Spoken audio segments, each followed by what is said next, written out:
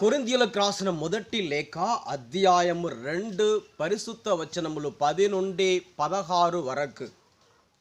కానీ తన ఆత్మ ద్వారా దేవుడు మనకు తన రహస్యమును వెల్లడించెను.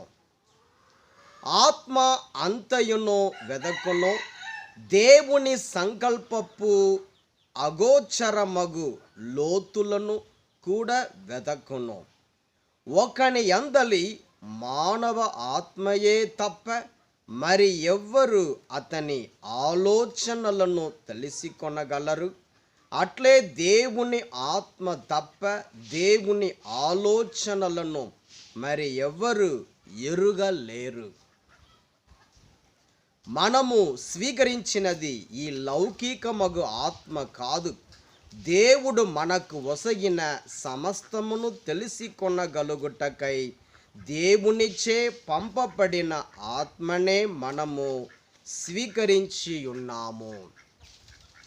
కనుక ఆత్మతో కూడిన వారికి ఆధ్యాత్మిక సత్యములను బోధించున్నప్పుడు మనము మానవ వివేకము బోధించు పదజాలమును గాక ఆత్మ బోధించు పలుకులనే పలుకుదుము. కానీ లౌకిక వ్యక్తి దేవుని ఆత్మచే ఒసగబడు వరములను గ్రహింపలేడు.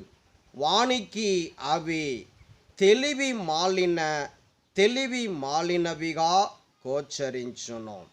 నిజముగా అతడు వానిని అవగాహన చేసుకొనలేడు. ఏలయనా వాని విలువ ఆత్మానుభవము చేతనే వివేచింప వీలగును. ఆధ్యాత్మిక వ్యక్తి అన్నిటి విలువలను నిర్ణయింపగలడు, కానీ ఎవరును వానిపై తీర్పు చెప్పలేరు. లేఖనములో వ్రాయబడినట్లుగా ప్రభువు మనస్సు ఎవరికి ఎరుక, ఆయనకు ఎవరు బోధింపగలరు? కానీ మనకు మాత్రం క్రీస్తు మనస్తత్వము ఉన్నది. ఇది క్రీస్తు సువిశేషము. క్రీస్తువా మీకు స్తుతి కలుగును గాక. లూకాసు వార్త అధ్యాయము 4 పరిశుద్ధ వచనములు 31 నుండి 37 వరకు. పిదప ఆయన గలిలయ సీమలోని కఫర్నామునకు వచ్చి విశ్రాంతి దినమున ప్రజలకు బోధించుచుండెను. ఆయన బోధకు వారందరూ ఆశ్చర్యపడిరి. ఏలైనా ఆయన అధికారపూర్వకముగా బోధించుచుండెను. ఆ ప్రార్థనా మందిరములో దయ్యము పట్టిన వాడొకడు కేకలు వేయుచు, ఆహా, నజరేతు నివాసియగు యేసు, మాతో నీకేమి పని? మమ్ము నాశనము చేయవచ్చితివా?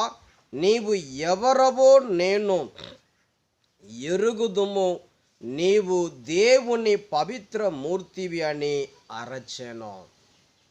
నోరు మూసికొని వీని నుండి వెడలి పొమ్ము అని యేసు ఆ దయ్యమును గద్దింపగా అందరి ఎదుట అది వానిని విలవిలలాడించి వానికి ఏ హానియు చేయక వెళ్ళిపోయెను.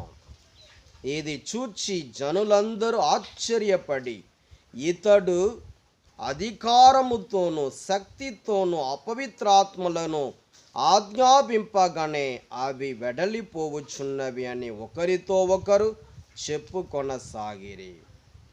ఆ పరిసరములందందట ఆయనను గూర్చిన సమాచారము వ్యాపించెను. ఇది క్రీస్తు సువిశేషము. క్రీస్తువా మీకు స్తుతి కలుగును గాక.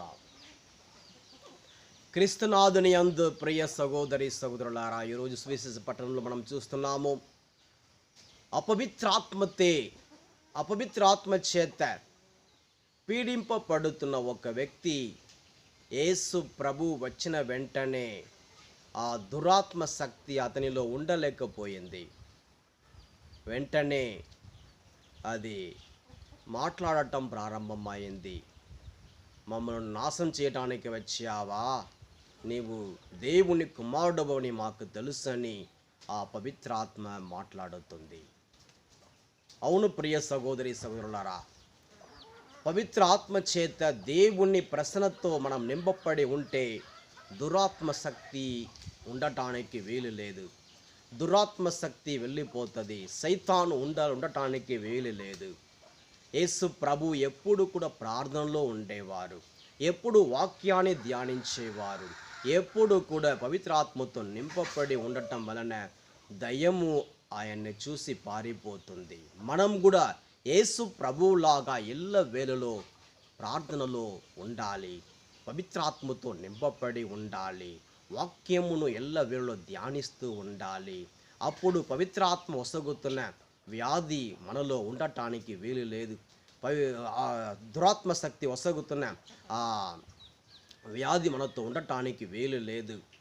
దురాత్మ శక్తి వసగుతున్న అన్ని రకమైన ఆటంకాలు మరియు బాధలు, వేదనలు మనలో ఉండటానికి వీలు లేదు. దేవుడు మనల్ని కాపాడుతారు. పవిత్రాత్మతో మనం ఎల్ల వేళలో నింపబడి జీవించాలి, యేసు ప్రభువు వలె. Praise the Lord. Hallelujah, hallelujah. కాబట్టి యేసయ్య వలె మనం కూడా పవిత్రముగా జీవించి పవిత్రాత్మతో నింపబడి ఉండటానికి మనల్ని మనం దేవునికి సమర్పించుకుందాం, ప్రార్థించుకుందాం. స్తోత్రం, స్తోత్రం యేసయ్యా. ఈ చక్కటి సందేశాన్ని బట్టి వందనాలు. Thank you Jesus. అందరిని ఆశీర్వదించండి, దీవించండి, ప్రతి ఒక్కరిని కాపాడండి యేసయ్యా. అందరిని పవిత్రాత్మ చేత నింపండి, పవిత్రాత్మ చేత నింపండి, శక్తి చేత నింపండి, కృప చేత నింపండి, మీ ప్రసన్నతో నింపండి, ఆశీర్వదించండి, కాపాడండి. అన్ని దురాత్మ శక్తులను, అంధకార శక్తులను యేసు పరిశుద్ధ నామంలో బంధిస్తున్నాను. సైతాను వసగుతున్న వ్యాధులు యేసు నామంలో యేసు నామంలో తొలగిపోవునుగాక. దురాత్మ శక్తులు వసగుతున్న బాధలు, కష్టాలు యేసు నామంలో మాయమగునుగాక. యేసయ్య సమాధానం మీలో దిగివచ్చును గాక. యేసయ్య కృప నీలో దిగివచ్చును గాక. యేసయ్య హస్తం మిమ్మల్ని తాకును గాక. యేసయ్య కృప మిమ్మల్ని మీ మీదకి దిగివచ్చును గాక. యేసయ్య హస్తం మీతో ఎల్లప్పుడూ ఉండును గాక. యేసయ్య అందరిని దీవించండి. Thank you Jesus, thank you Jesus. చదువుతున్న పిల్లలకి చదువు, జ్ఞానం, బుద్ధి దయచేయండి, దైవ భయం ఇవ్వండి, ఆశీర్వదించండి. Thank you Jesus. యేసు పరిశుద్ధ నామములో అడిగి వేడుకొనుచున్నాము పరలోకపు తండ్రి. Amen, amen. Praise the Lord. God bless all of you.